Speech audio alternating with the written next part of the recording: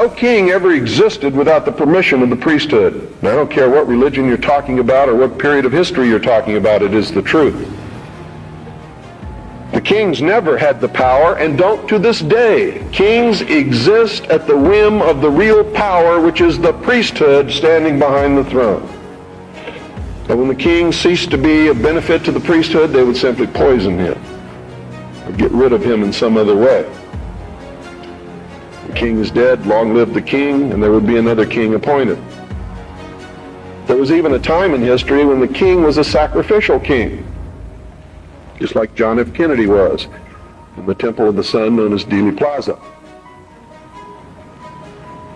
They would pick a young man with the height of his virility, appoint him king for 1 year. During that time, he could do or say or command whatever he wanted.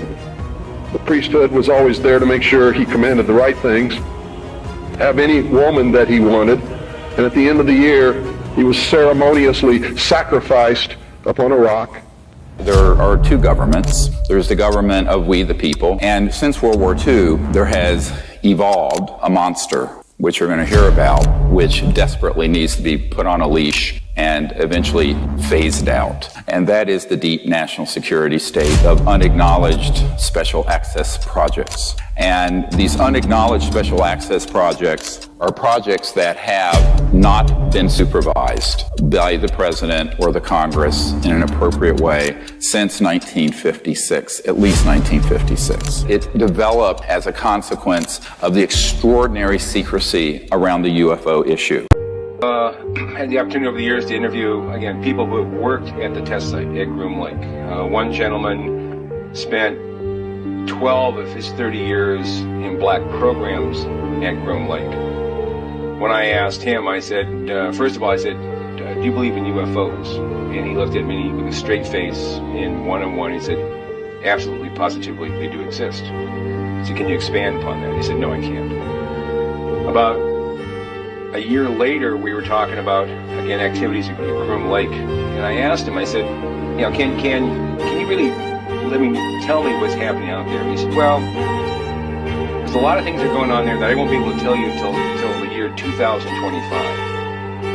Of a true age of disclosure on aliens. Well, President Trump now giving the green light for government files on extraterrestrial life to be released to the public, posting on Truth Social that due to tremendous interest, he's directing government agencies to begin identifying and releasing files related to extraterrestrial life, UAPs and UFOs. Welcome back to On the Record. My guest again this week is UFO researcher John Lear. John, you say this documentary was put together in Florida recently, and it's some pretty stunning stuff. Pensacola, Florida, and they've had all kinds of physicists and scientists look at the film. It's absolutely authentic. There is nothing fraudulent about it, and it's really interesting. I just can't understand why the networks didn't pick it up, because each one is controlled by a member of MJ-12. Probably seen Giggles by day. Now see Giggles at night. Giggles at Northridge and Southridge features live entertainment, great food, and the coldest beer in Milwaukee. The easiest way to tell if a corporation is associated with Freemasonry is called the concept of 3 and 4. McDonald's, the M is the 3 and the square is the 4, 3 and 4. Dominoes, 1, 2, 3 dots inside of a rectangle, 4 sides. The 3 and the 4 come from the Masonic square and compass. The compass has 3 points, and the square creates a square, which is the number 4. So this is 3 and 4. The Masons even put this in their architecture. The roof is a 3, which is the triangle, and your 4 pillars below. The 3 and the 4 is basically looking at the compass and the square. I honestly, sincerely, and unequivocally do not expect any of your audience to believe any of this. Robert Bigelow said to me, they're walking among us. I said, what do you mean they're walking among us? I said, they're walking among us. They live right here. He's a billionaire, he lives in Nevada, and he has contracts with the United States Air Force dating back God knows how long. Right. But then he said, we've done studies. We've done extensive studies on the impacts of this story would have. You take Iran-Contra and you take all these other like super big scandals and you multiply those, every one of them that's ever happened in the history of mankind, in modern history, and then you multiply that by 1 million, and that's the impact. Any reports, any pilot reports, things of that nature of UFOs all goes to Robert Bigelow's. And then the fact that he's hoarding it all and it's under armed guard in a vault at his house. I believe our government has made contact with intelligent extraterrestrials. Something I can't discuss in public setting. Okay, and I can't ask when you think this occurred. If you believe we have crashed craft, stated earlier, do we have the bodies of the pilots who piloted this craft? As I've stated publicly already in my News Nation interview, biologics came with some of these recoveries. Yeah.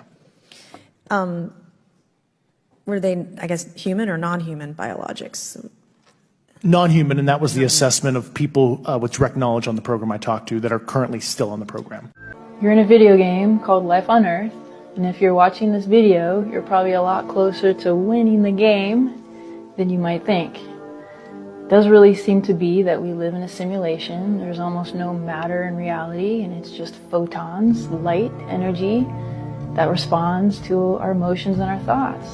And so what's the objective? What's the purpose of this experience, this video game matrix simulation? I'm going to offer a few perspectives, saving the most intriguing one for last. Many people talk about we're souls on a growth and healing journey, and that comes through experiences. It talks about the planning process of picking our life, our body, our family, our challenges, and I get head to toe goosebumps when I read this book. I can't recommend it enough. Another perspective is that it's all about love. We're here to learn how to choose love over fear. And I want to point out that a lot of us forget to give ourselves that love. We focus it outward, but you are every bit as important as anybody else. And ultimately, I don't think there is anybody else, that we're all fundamentally one at some level. So when you give yourself love, you are giving love out to the collective. Thank you, Carl. Good morning, everyone. My name is Donna Hare, and I worked at Philco Ford Aerospace from 1967 to 1981.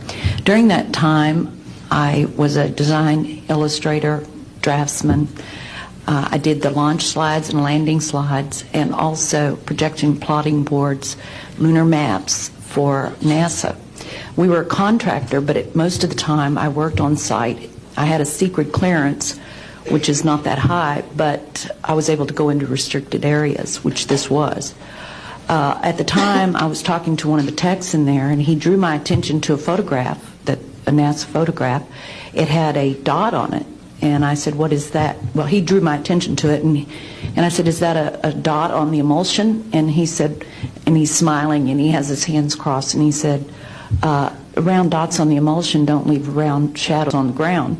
And this was an aerial photograph of the Earth, I'm assuming the Earth because it had pine trees on it, and the shadows of the craft or whatever it was were in the same angle as the trees. But I realized at this point that it's very secret, that it was kept secret, because I asked him, "What are you going to do with this piece of information?" And he said, "We always airbrush these out before we sell them to the public." So they're pesky little creatures appearing on this photograph. The ETs have made it clear that this is on their menu. Right? The moment they turn off the nukes, it's clear that the elimination of these nukes is something that they want to have happen, and they're trying to get us to do it. Okay? And that's incredibly important. If, in fact, their desire to assist us extends beyond just letting us get rid of the nukes, so that if you want to keep having wars, fine, but just use tanks and drones and shit, you can kill all the people you want. I don't think so. That is because of the messaging they give to contactees and children. And so I have to conclude that their interest post-disclosure in us extends beyond just get ridding of the nukes, but in fact, helping to affect this worldview change.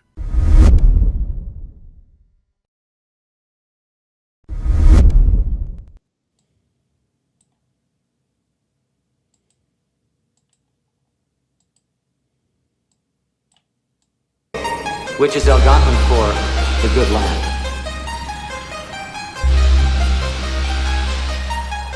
I think one of the most interesting aspects of Milwaukee is the fact that it's the only major American city to have ever elected 3 socialist mayors. Does this guy know how to party or what? You heard it here first. You're listening to The Rundown Live with Kriston Harris and Mike McChesney. The destroyer of fake news.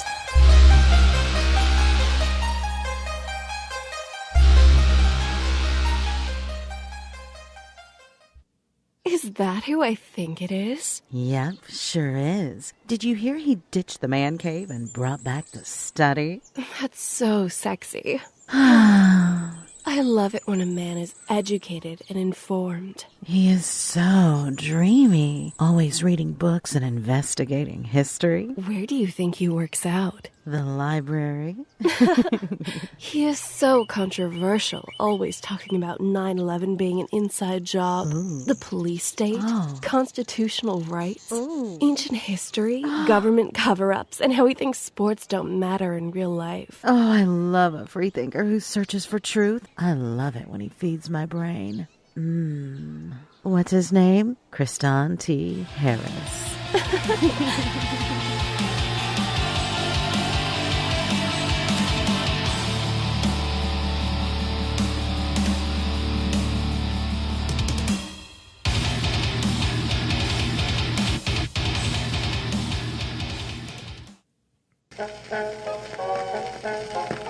Looks innocent enough, doesn't it?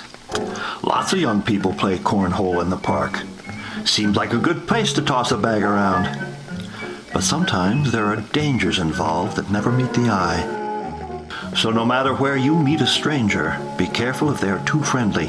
One never knows when the conspiracy theorist is about. Let's take the case of Ronald Farber. Ronald played cornhole all afternoon, and he didn't feel like throwing bags alone, so he decided to ask another boy. He'd done it 100 times before. He didn't think anything was unusual when the boy struck up a friendly conversation. In fact, he seemed like a real nice guy. What Ronald didn't know was that Ralph was sick. A sickness that was not visible like swine flu, but no less dangerous and contagious. A sickness of the mind. You see, Ralph was a conspiracy theorist, a paranoid person with a desperate need to feel they have a special knowledge that somehow sets them apart from the masses. So no matter where you meet a stranger, be careful. If they are too open-minded, if they question the official versions of the facts, and if they don't trust the United States government. One never knows when the conspiracy theorist is about. He may appear normal.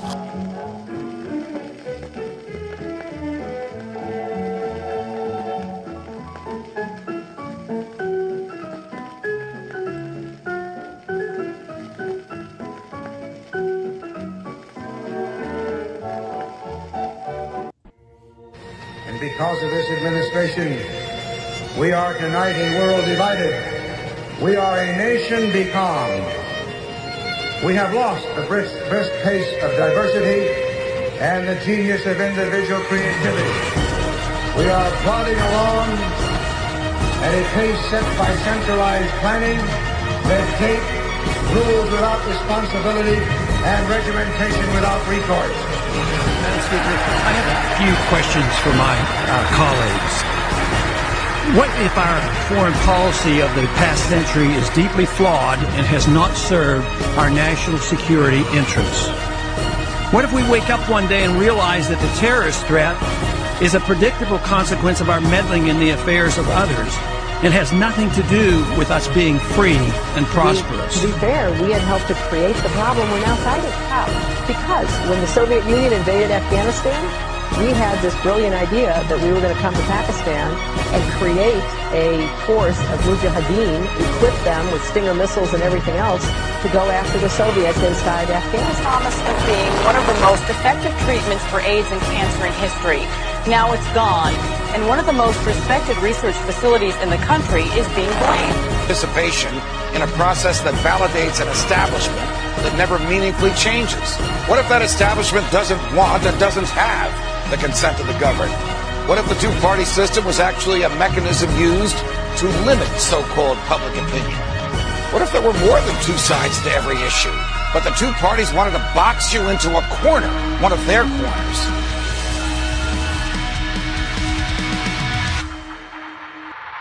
Censored by the mainstream media, the destroyer of fake news, and your host of the Rundown Live, Kriston T.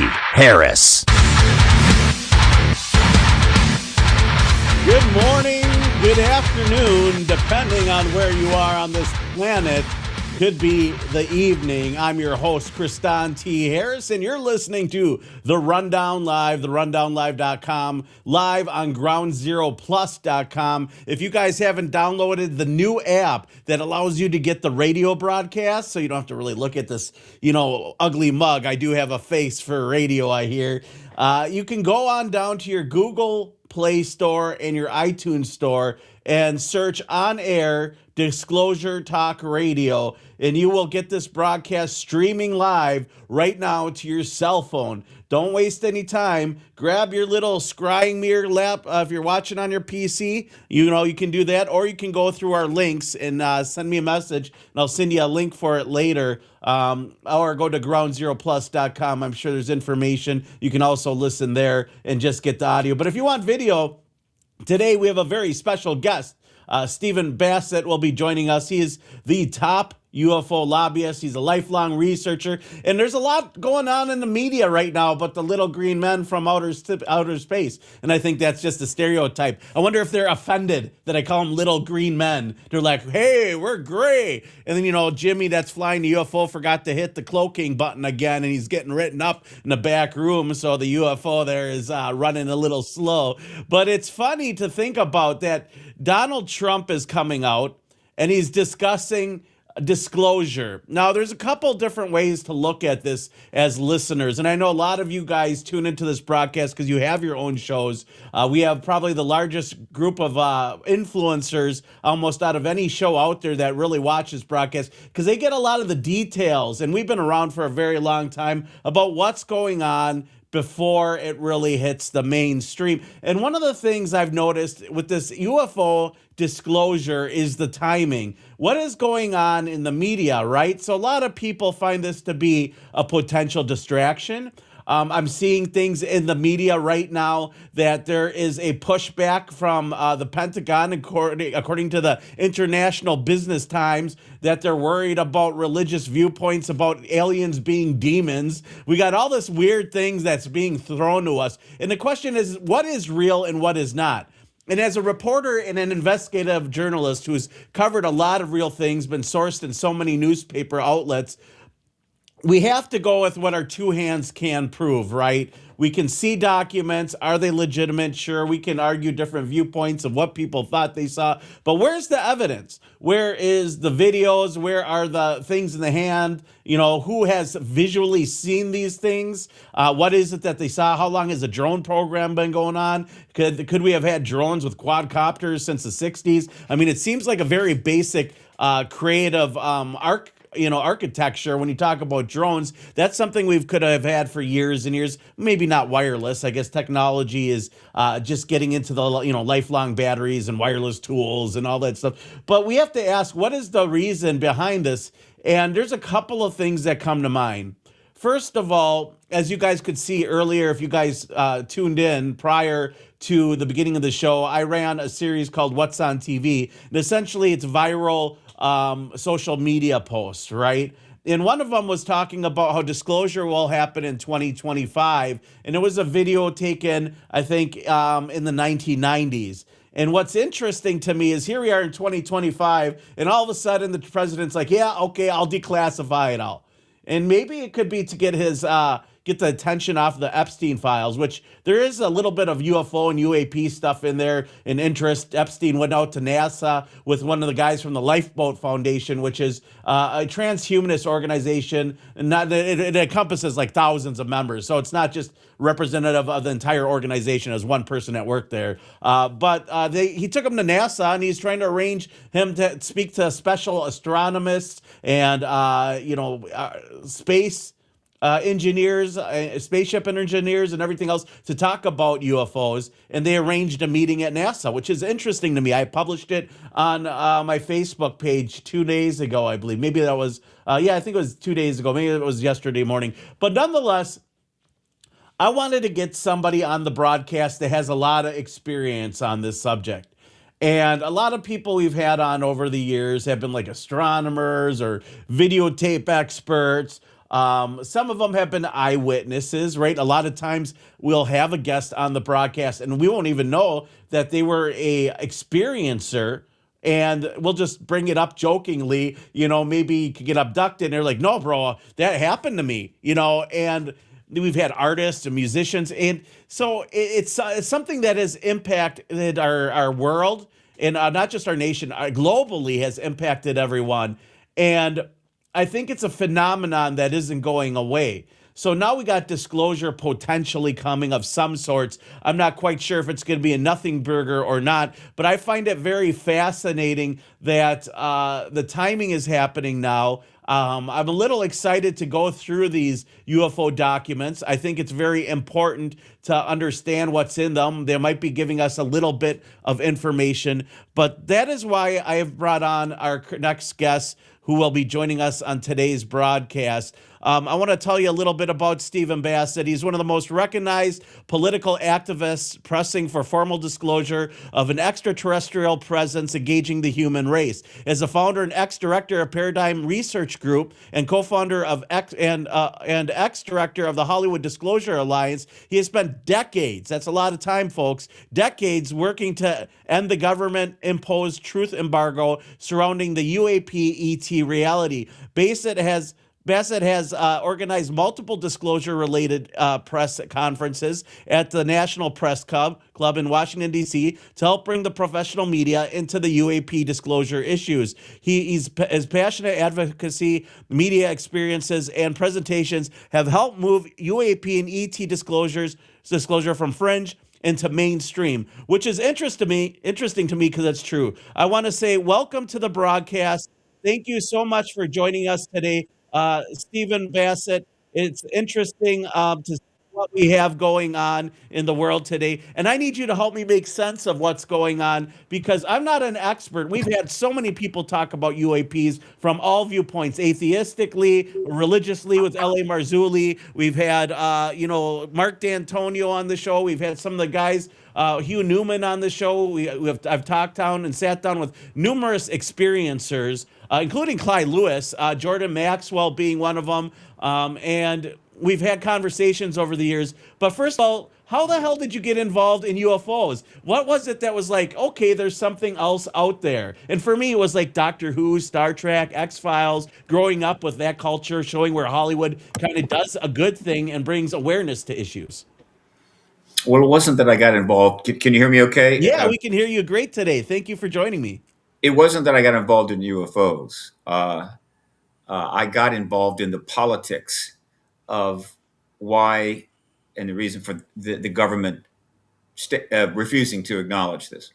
I knew when I was a young man that it was true. It was obvious. You just have to read the news. There was plenty of news coverage. And so, to put it very simply, in 1947, at least 2 crashes took place. The United States government obtained crash vehicle bodies, possibly, I think, 1 living entity that were not human. And the technology was not human-made. And so at that point, whatever may have happened before, and there were a few incidents prior to 1947, our government, our president, Truman, knew that we weren't alone. They made a decision that they could not confirm that to us. And not only that, they made the decision that they would go to great measures to prevent us from getting a confirmation of that. They had their reasons, very much national security based, which were understandable at the time. But when I entered the field in 1996, right, we were like 50 years into that embargo that I came to call it, the truth embargo. And it was becoming ridiculous in a sense. So I got into it for that reason. I said, look, this issue needs to get resolved. We need to learn worldwide that this is true, that we're not alone. I began by working as a volunteer for a while with John Mack's organization, but then I went to Washington, D.C., registered as a lobbyist, and did what I could to drive the political process. So this is a political pursuit for me. And we are about to, 80 years, almost 80 years after Roswell, we were about to get the confirmation we should have had long ago that we're not alone. It must come from a head of state. It will likely come from our president.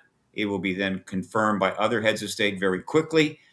It will be, I think, by most measures, the most profound event in human history. We're all going to be able to be part of it, and then live in a post what I call disclosure era.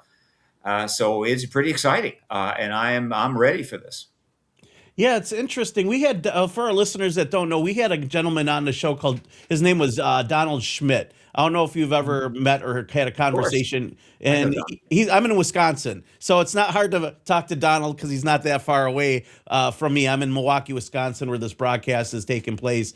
And he said that like these family members that witnessed, or anyone that witnessed Roswell, they were threatened, which tells me if the military is threatening people, that there's some legitimacy and they're concerned about the secrecy of the subject. I heard that there's multiple crashes, there's 2 crash sites, and that people are being either paid off or threatened. And to me, that doesn't sound like this is just a phony, the media got it wrong. It was a, air balloon or some kind of weather balloon. It sounds like something more secret than that. And the fact that there was potentially bodies retrieved and everything else, it's just fascinating that for years and years, they've been covering this subject up. And it's such a multifaceted subject. And I got to agree with you. It's obvious that there's probably life out there. Mathematically, it's way more sound that this planet had life seeded on it than what came from it coming from raining on the rocks for billions of years. Just mathematically, just going with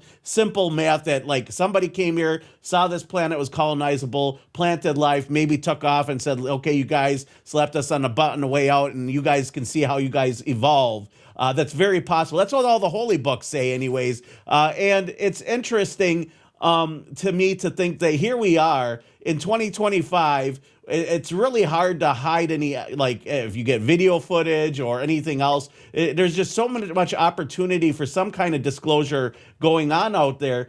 And so I guess there's a question I got to ask. What do you feel that, first of all, for the listeners, what is the embargo you're talking about? So our listeners, we cover an array of topics. They may not be familiar with this embargo on talking on ETs. They might have heard some stuff from maybe, people in the past, Jordan Maxwell, William Cooper, Alex Jones. I don't know, all these people that are out there. Not all of them are accurate, but they've done their own research. They've interviewed interesting people. But what is the embargo? And how does it impact us, and why is this important with the disclosure that's coming up? One of the forgive me. One of the jobs of an activist is to find the language that properly describes what's going on and communicates what is most important to the public so that they can decide whether they want to support that activism. Every activist movement has had to do this. The authorities, those that are on the other side of the activism, they want the language to reflect what they want. And so when I entered the field in 96, in the first few years, particularly up around 2001, I helped do this. One of the things I did was to put forward the idea of a term truth embargo, phrase truth embargo, as opposed to UFO cover-up.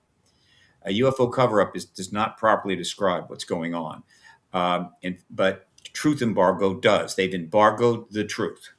Right? You can't get there. Right? And that is, I think, more appropriate because UFO cover-up implies criminality on the part of the national security people, which is not a way you make friends. You want their support, not their resistance. And so I did that. And so the truth embargo is the formal policy of the United States government that they will not acknowledge, in fact, what they know to be fact, which is that there is a non-human presence here, almost certainly from other stars, and that they have evidence, they have vehicles, they have bodies, and that they have created mass programs to research, re-engineer the technology they have.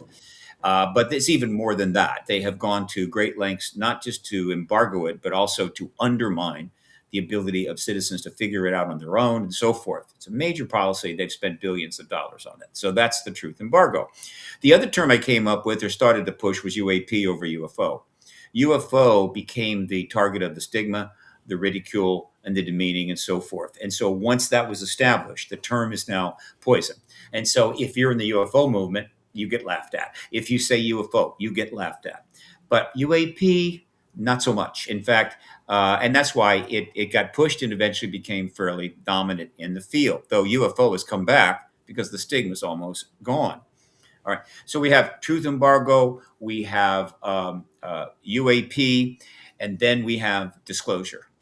And this is my great contribution, I think. Now, I don't write books, so it's not in a book with a copyright and everything. So well, you should. Everybody should write a book. Yeah, I need to do that. I just need to hire somebody to do it for me. As soon as I get some money, I probably will. But disclosure is the key term.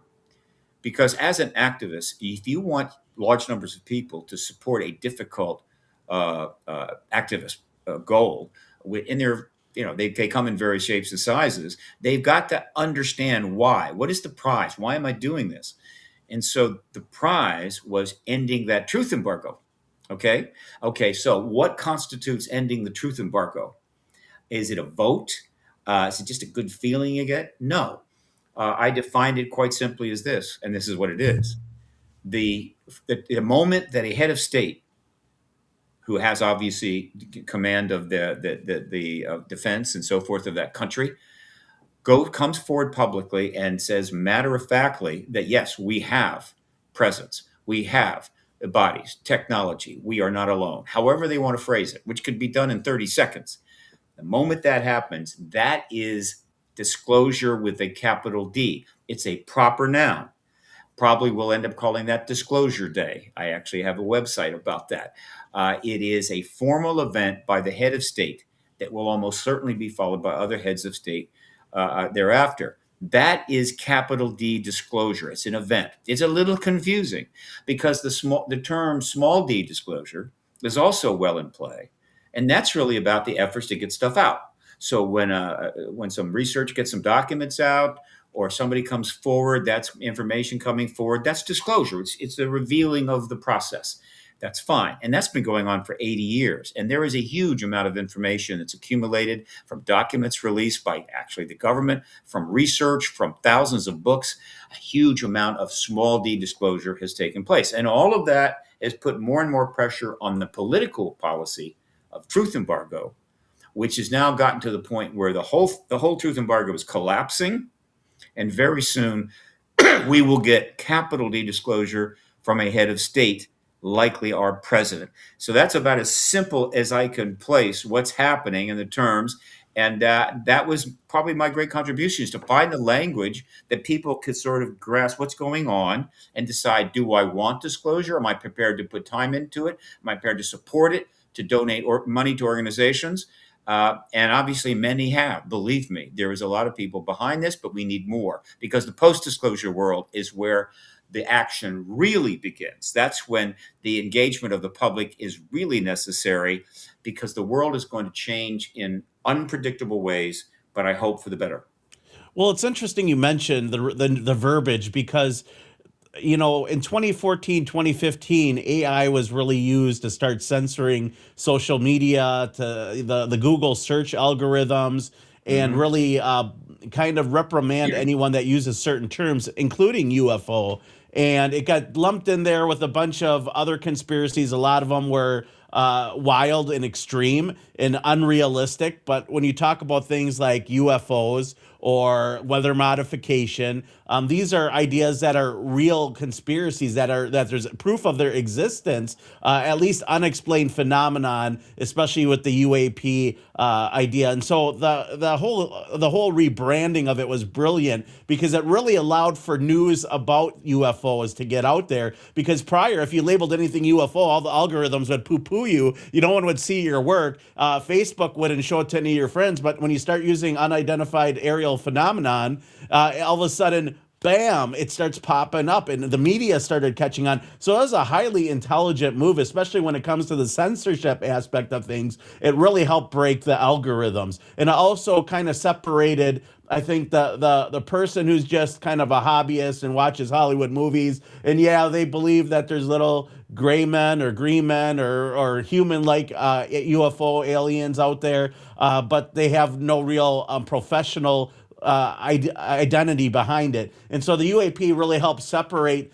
people who want to have a real conversation about it and not making it taboo. So that's very interesting, and I commend you on those changes because people don't realize the impact that has in getting the information out there. It's really hard to get information out there, and we talk about this on our broadcast all the time.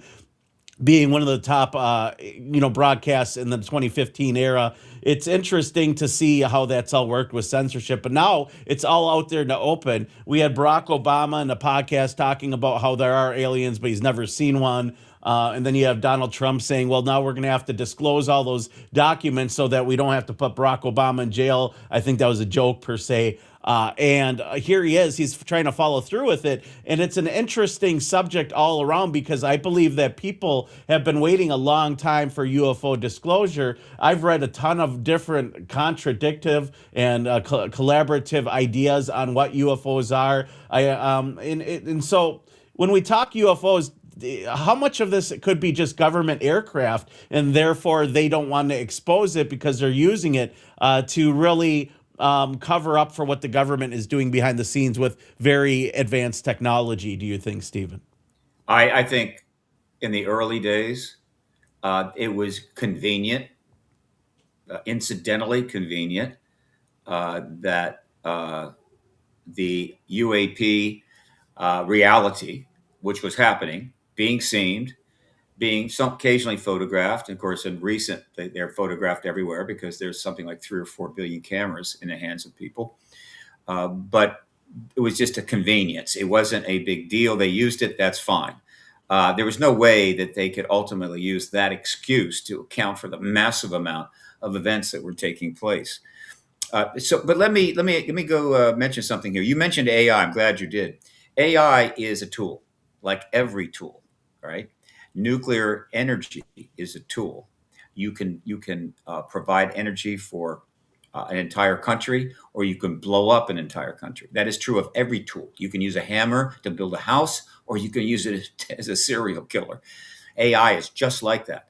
And right now, we're in the golden age of AI, where all of it, there's a lot of all the kind of positive stuff about it is available and fun, and we're using it, and it's great. The other side of AI is coming. We'll see how we deal with that. But the reason I bring it up is this.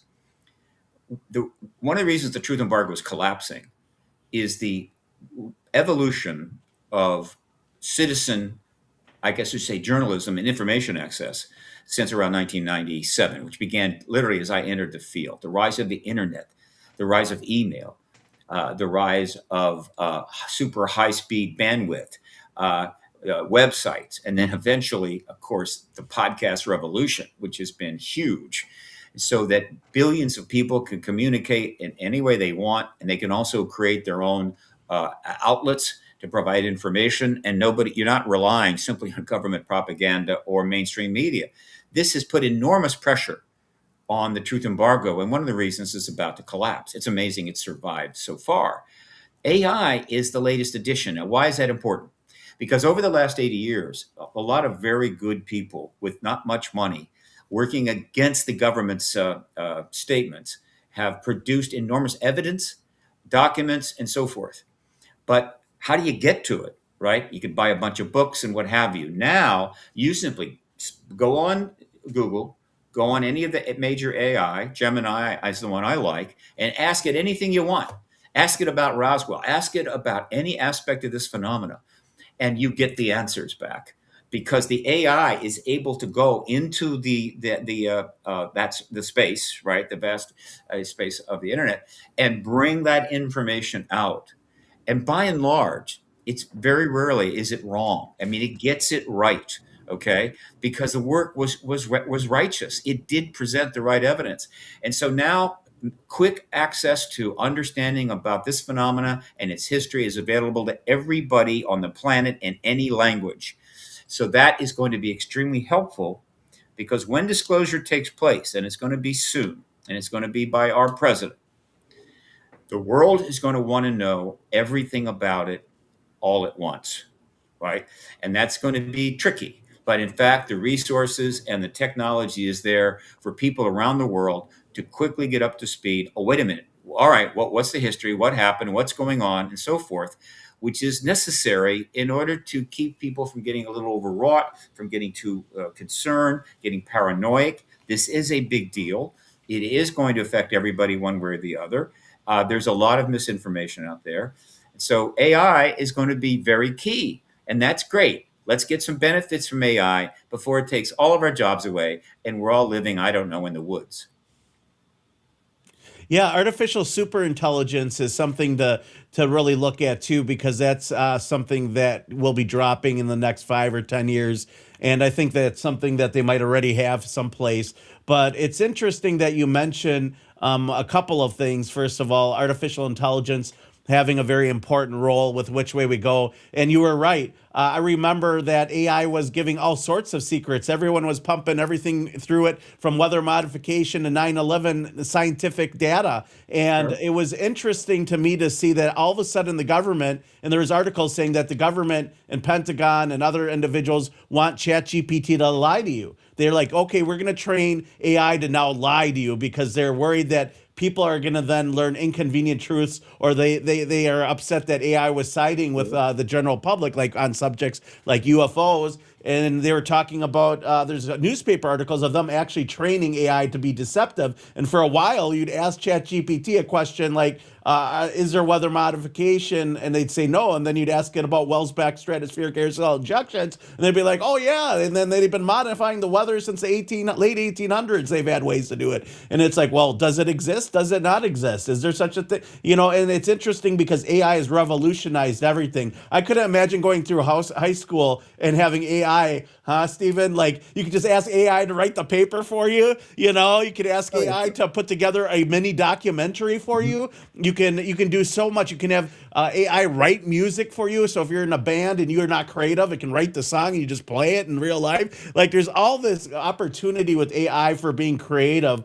And I think that there's a wonderful aspect of it. Like you mentioned, the nuclear missiles, which is also interesting because I've read in a lot of FOIA and released documents. Some of them have been in forums or given to me. Some of them have been on the subject of UFOs. And I found that there was a lot of reports, I believe in the 60s, of UFO sightings and them turning off nuclear silos, weapon silos, and on military bases, and the military didn't know what to do with it and what it means. And all of a sudden, I'm reading in these documents that a UFO actually removed, or actually not removed, but actually turned off all the nuclear missiles and all the warheads. And it's like, is this real? Is this what's going on? And why is it that they'd want us to not have nukes? Is it because they don't want us to be able to protect ourselves, or is it for the peace initiative that they want to unify us and get us to a level of consciousness where we're not violent individuals? And so it's like, that's the teeter-totter. Do we have safety against these aliens? Are they good people? Are they not? I'm reading documents that, you're going to have the right wing who thinks they're demons because they're interdimensional beings.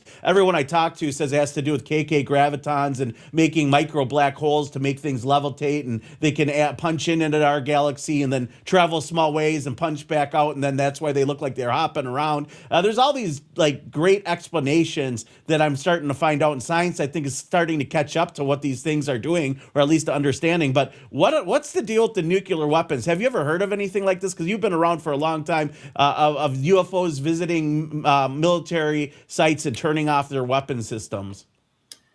They have turned off our nuclear weapons on numerous occasions. I I know some of the witnesses that were firsthand that were there when it happened. They have been trying to testify before Congress for 30 years, but that's about to happen. We also have evidence from Russia obtained by George Knapp that they turned off nuclear missiles in Russia. In other words, they just shut them down, right? They're just gone. You can't launch them. They've done this several times. This is one of the most important, if not the most important thing we know about their actions in these last 80 years. That is going to come out. Well, it's out, and there's enormous research about it. The book UFO Nukes is all you need to know. It locks it down. So that's coming. That testimony is coming. But you said something earlier, which I wanted to also talk about. You talk about AI again, and how they were going to try to manipulate Chat GTP or something. Here's the government's. I think there were some attempts to manipulate it, maybe by the government, also by maybe for business reasons. Here's the problem: you could just go on AI right now and say, "Is the government trying to tamper with AI in order to manipulate message?" And AI will tell you, "Oh yeah, it is." And so the people that are putting forth are trying to maintain these embargoes and play games with the truth and so forth. Their days are pretty much coming to an end. You just can't play these games anymore. They think they can somehow manipulate this massive new technology, but they can't. And so that is one of the reasons why the truth embargo is shutting down, and why the entire relationship between the people and their governments is about to change. It's going to be harder and harder to be a ruthless dictator, to play games, to lie and manipulate the public because of this technology. But that technology does have, obviously, another side. So I wanted to point that out. In general, look, there are millions of theories and ideas out there that people have come up with to try to explain what's going on, and a lot of people have just made some things up. Not a criticism. The truth embargo that's what happened when you have a truth embargo. The government denies being able to come to and resolute something of this magnitude. People are going to try to figure it out for themselves, and that's okay. But it's not useful. You don't want people wasting their time pursuing theories that are totally wrong, and maybe even investing their time and effort into trying to figure something out when the government already knows it. This is disrespecting the people and their time and effort. So the truth embargo simply is going to resolve 90 some plus percent of all the various theories and speculation, just shove them off the table. And then the world can focus on what we know and bring the intellectual power of the entire human race to the reality of this issue, the technology, what we're going to do about it, what happens if we have open contact, which at this point is not possible. It's just being conducted by a select group of individuals working in classified programs underground, right, under special security rules with certain restrictions. And, well, that is not enough. So this is about to happen. We're about to have the greatest paradigm shift in history. And it's wonderful that the podcast revolution is in full force. So people will have a massive array of shows and programs to go to. That the internet is solved the Tower of Babel, in which now anyone in the world can pretty much communicate with anybody in the world. Send them a text and they'll translate it. The text will translate it for you. The website translates it for you. That's not being used to the level it could be, but it's going to be. And so if some scientist in Uzbekistan has got a great article on this and you'd like to know about it, you don't have to go and learn another language. You just go to that person's website, say translate, and so the Tower of Babel is finally collapsed. Again, those that want to play games with the truth, the great manipulators of information in service and the propaganda in service to despotism, it's going to get harder and harder and harder. There are going to be some holdouts, some hermit kingdoms, as it were, but the internet will find its way. It will get in there. And so we're facing an extraordinary new time.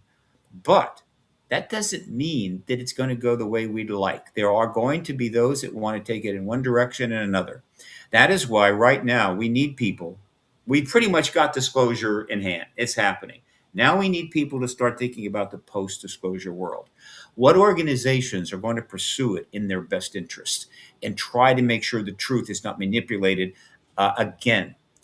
I point out the New Paradigm Institute, which I believe is leading this activist movement. It is part of an even larger, longstanding nonprofit called the Romero Institute. The New Paradigm Institute at newparadigminstitute.org has set up a Citizens for Disclosure movement, which is already spreading across the country. It's in 35 states. Soon there'll be Citizen for Disclosure groups and so forth in every single state.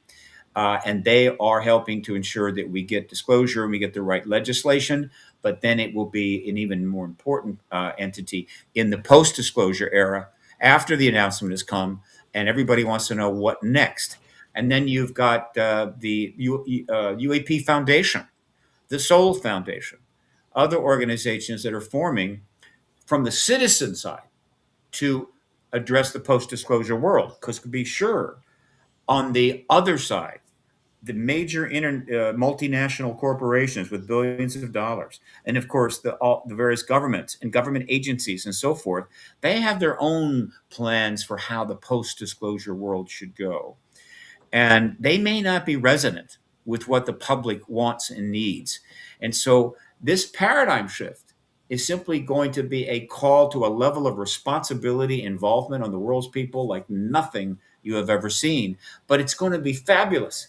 It's going to be as exciting as you can imagine. And you're going to be engaging on your computers, which you're then projecting up your big giant TVs in the living room, and you can follow all this. And there's organizations to join. And the billionaires that have been supporting all these wonderful causes, some good, some bad, for the last years, can finally, which they haven't been doing, start directing some of these mass resources that they've accumulated into something profound.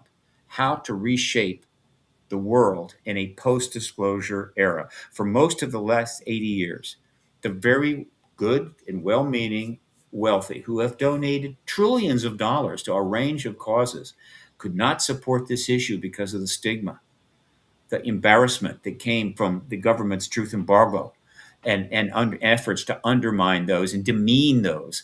They just couldn't do it. Maybe if they thought, yeah, it's real, but I can't go there because it's a stigma. It'll undermine my ability to support other worthy causes. That should no longer be the case. The stigma is gone. The articles are pouring forth from the media by the thousands. I've got 17,000 linked on my website. Go read all 17,000. New York Times, Washington Post, Wall Street Journal, LA Times, UK Times, the English language press in India and Japan and the Philippines and China. They're all there. The media is pouring out.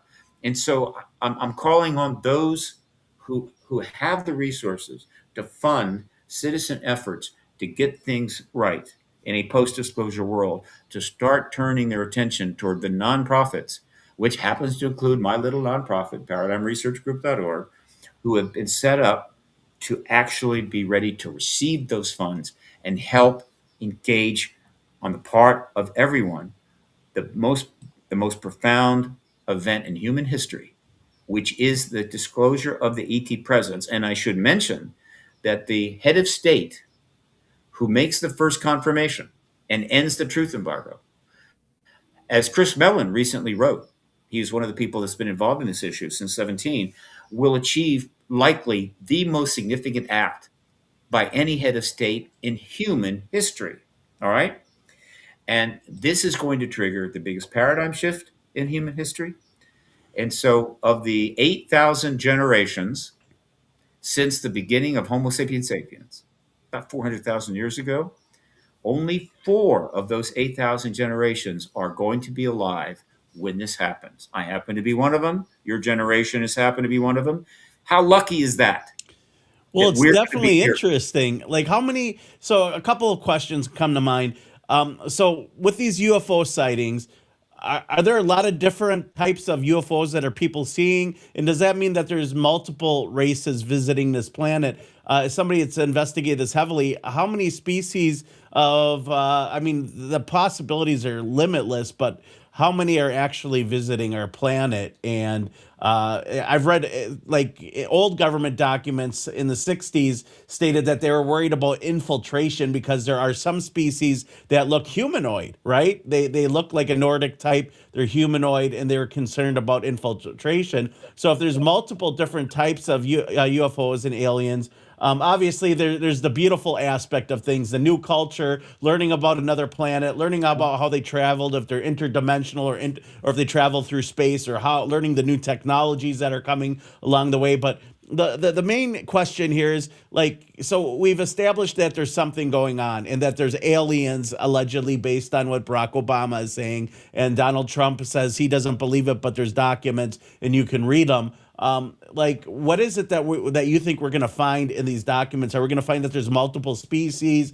that they've been visiting us for some time? How do they impact our politics? These are all questions. And and another thing is, how are they going to impact religion? Because a lot of religious people believe that they're demons, but I'm not one of those people. I think that there's a lot that we need to learn to understand about ancient books that told the story about somebody coming here and colonizing this planet. There's all these different variations, and I guess your main focus is disclosure, but what is it that you think? Do you think that there's multiple species? Do we know that there's potential for different styles of spacecraft? Because I see that there's triangle TR-3Bs, the Tele-06. They have these Hanabu, Nazi German looking round saucer types. They have orbs. They have cigar-shaped ones that are rumored to be government contractors. What is it? What do you think that we're going to find out in these documents? We're going to find out a great deal. I assure you. 80 years of information has been suppressed. But with respect to your initial question, in terms of the types of ETs, there is a huge, massive body of evidence that is just off stage, waiting to come on. It hasn't been able to come on stage yet because it's not its time.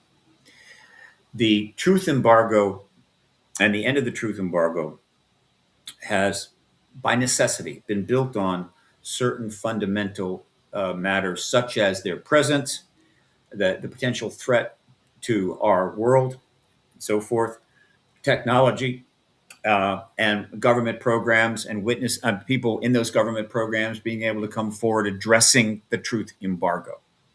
So, and there's tons of evidence there, I assure you. The government has vast amounts of evidence about the presence, about the craft, about technology, and everything else. But there is another massive body of evidence, and that is the evidence from contactees.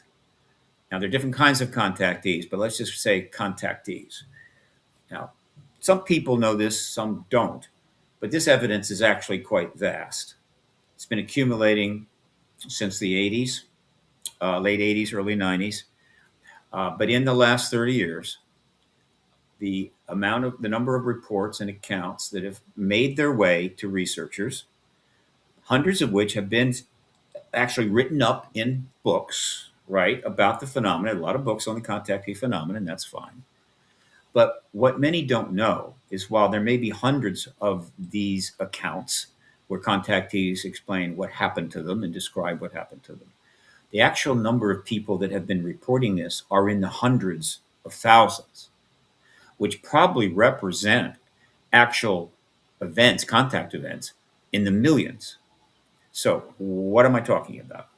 The researchers that emerged in the 80s, including obviously Bud Hopkins and many others, individuals that have done the research on this, Whitley Strieber, they have received hundreds of thousands of these accounts. And the reason why it's accumulated with these researchers is that the truth embargo has made it very difficult for the vast majority of people having direct engagement by the ETs to say anything publicly, even talk to their relatives about it. It is brutal to do that. And so it's absent that ability, they have sent private correspondences like letters and emails to these researchers just to put it on the record. I can't tell anybody, but I can tell you, this is what happened to me. Thank you for receiving this. That's all. Hundreds of thousands. Now, they have been read. They have been looked at. And one day, all of that is going to be compiled and brought forward. It is in those accounts that we know the most about the most intimate aspects of this presence, what they look like, how they conduct themselves, the fact that they're telepathic, et cetera, et cetera, et cetera. So, because so many of these contactees can paint, draw, and have retained memories, either conscious memories from the event itself or recaptured memories through hypnotic regressions, which tend to be consistent with those who have had conscious memories. We know what they look like, and you can find the pictures of them online. There are certain fundamental types, and various renditions of them are online. Google the images for aliens.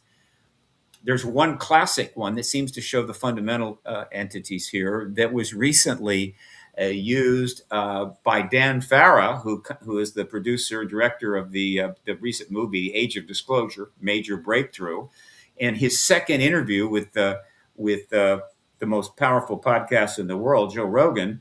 That image actually came up.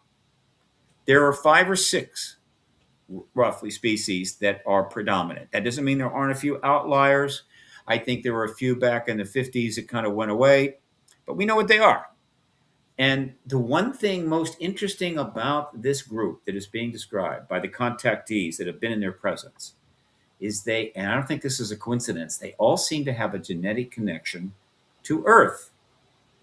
Now you got to imagine that makes sense. Time travelers? There's millions of species out there. Right. Why these, right? Well, it turns out they seem to have a genetic connection to Earth. And so, most people have heard something about them. And so the Greys, oh yeah, everybody knows about the Greys. There are several types, small, medium, large, but they all seem to come from basically the same group. And what's their genetic connection to Earth?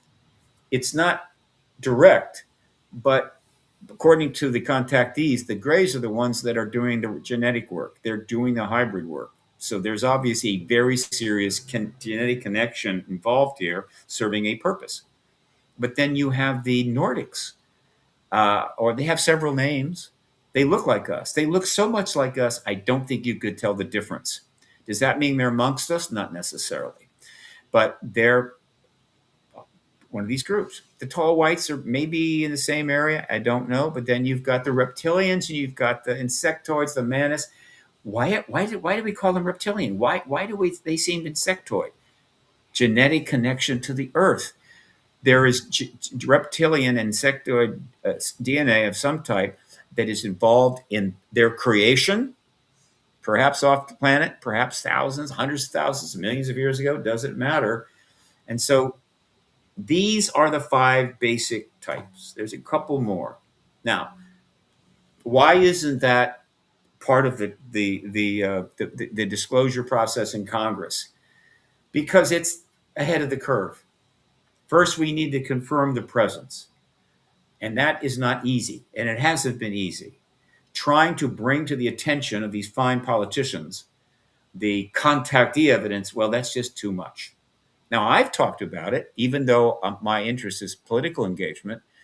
And the reason I've done that is because I just could not pursue this work for 30 years and pretend that the contactees didn't exist, that their evidence wasn't important.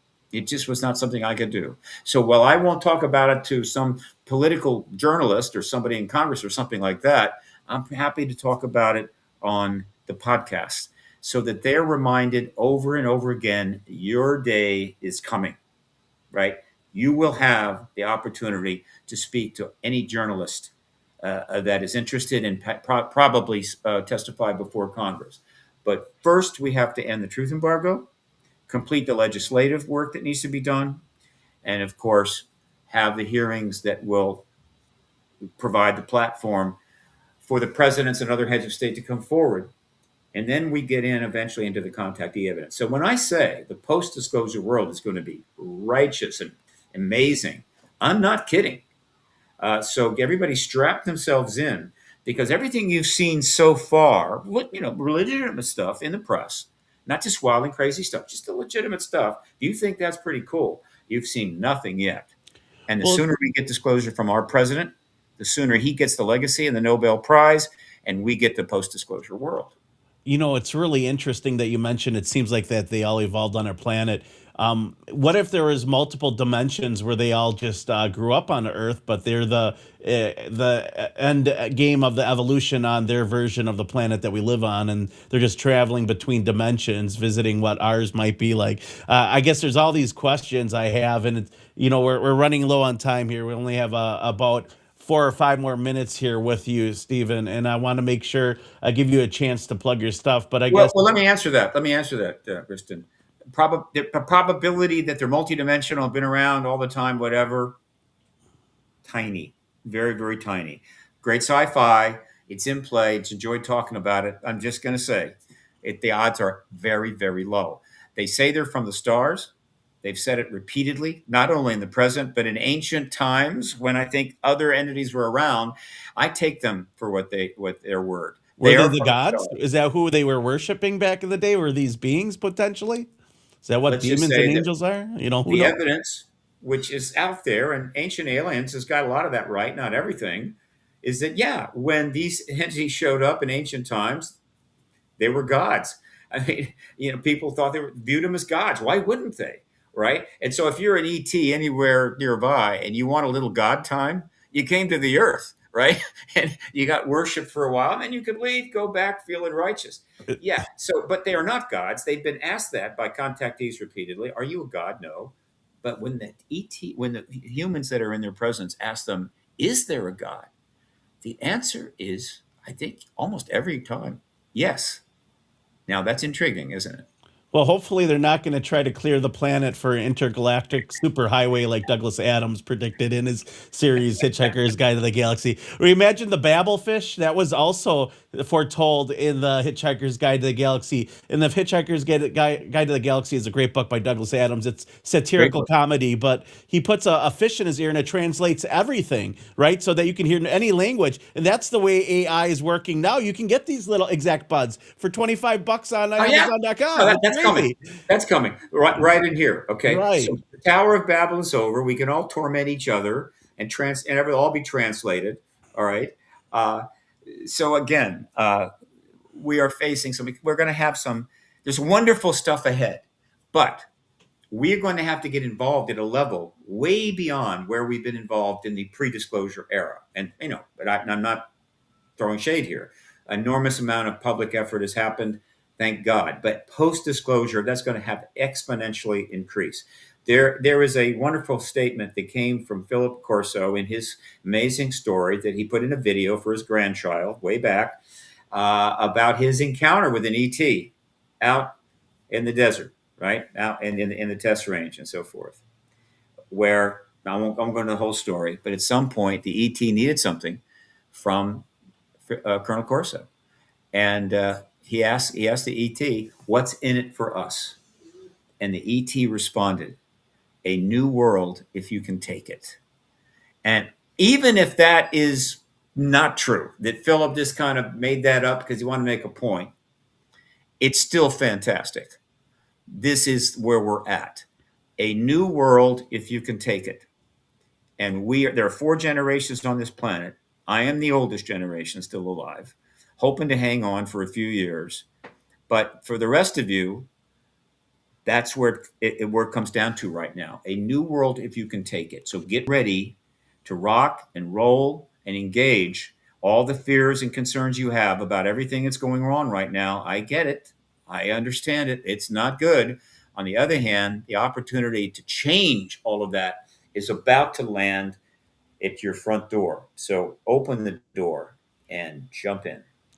It's wonderful to hear somebody so optimistic because on this program we've had a lot of doom and gloom and cattle mutilations and experiences gone wrong, but there are good experiences. There are these technologies and there are these trade-offs. A lot of people are investing in great technology and life extension technology, biological transhumanism, mechanical transhumanism, life extension, synthetic biology. I didn't even get into synthetic telepathy with you because that's something that's the government's investing. Yeah, we'll have to have you back, Stephen. Whatever. All right, let our listeners know, where can they find out more about you on Ground Zero Plus? That's where we're broadcasting live right now on audio. on the station. And let listeners know, how can they contribute? Where can they see your videos? It's so great to see that you're still active. And thank you so much for joining us. There's so many more questions I have, but we're limited for time here. We'll have to have you back. You can subscribe to my email list at paradigmresearchgroup.org. I am on X, right? Please go to @Steve Bassett or Paradigm Research Group on X. Please subscribe. I need all the subscribers I can get. I am on Facebook, all right? And so that's how you. I'm on LinkedIn, all right? I'm not ready for TikTok or Instagram. I just don't have the face for it. But whatever. That's how you can reach me. But then there are other organizations out there that you want to get in touch with, like the New Paradigm Institute. So just AI, go on AI and say, what are all the activist organizations seeking the truth about the extraterrestrial presence and disclosure? Put that in AI, it all comes up. And then you can decide, who do you want to support? Who do you want to join? God, do I love AI? And I'm not going to live long enough to have my job taken away. So it's a win-win for me. All right, Stephen, thank you so much for joining us on today's broadcast. We'll make sure our listeners dive in. This broadcast will also be on Spotify, iHeartRadio. It's not just live video on Rumble and YouTube and all those platforms, but groundzeroplus.com. Download the on-air Disclosure Talk radio app. It's free for you guys to get on Google Play. It's free for you guys to get on iTunes. And Stephen, we're going to have all the links to the show following once we publish this on our website. Thank you again for joining us on the Rundown Live, Milwaukee's independent news and talk radio for almost 20 years now, going strong from AM, FM to now digital broadcast, because everything's changing. But why just limit yourself to airwaves when you can be on the internet like everybody else, Stephen? And the world has changed. I miss the days of shortwave radio. I miss the days of having a cassette tape and having to roll up the little tape with the pen. But, you know, at the end of the day, it's so interesting to see which way the world has gone. At least we still got vinyl, huh? Hopefully the aliens like vinyl records, because I'm not giving up my vinyl.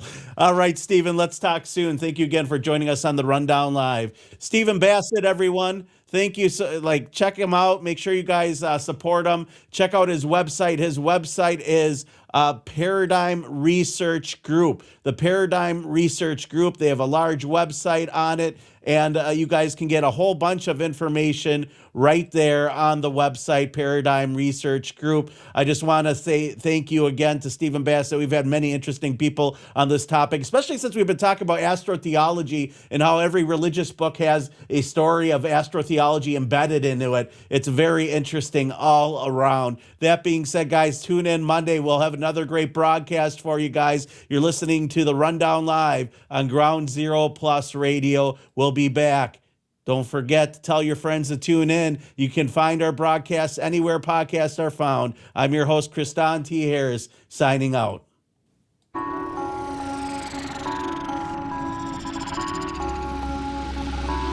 Do you come to Milwaukee often? Actually, it's pronounced Milwaukee, which is Algonquin for the good land.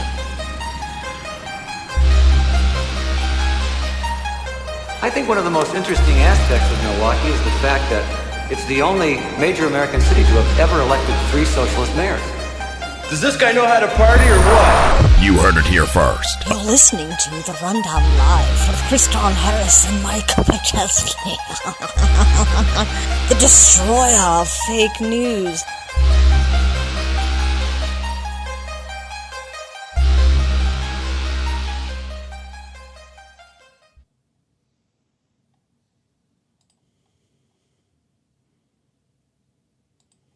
This is Band Questions, take 1. Who? What? When? Where?